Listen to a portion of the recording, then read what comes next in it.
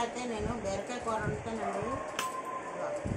మన చెట్టు బీరకాయలు తొక్కలు కూడా నేను పచ్చడి చేస్తానండి. తొక్కలతో పచ్చడి చేస్తే చాలా సూపర్గా ఉంటుంది.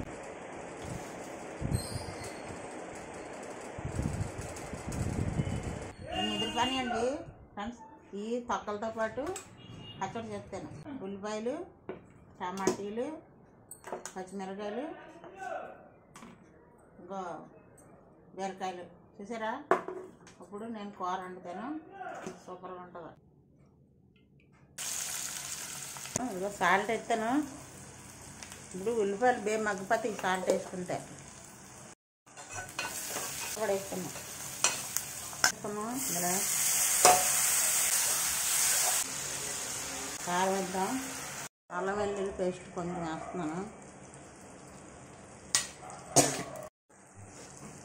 ఇప్పుడు ముక్కలు వేసేస్తాను ఇందులో.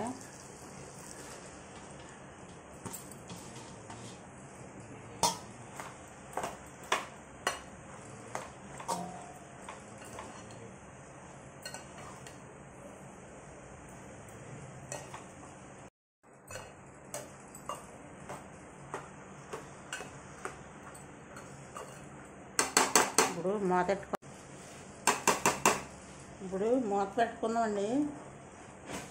మూత పెట్టేసి సిమ్లో పెడితే అలా మగ్గుతుంది. బీరకాయ నీరులాగా ఉంటుందండి. నీళ్ళు అది వేయకూడదు ఇందులో. ఇది అలా ముద్దగా అలాగే వండుకోవడమే.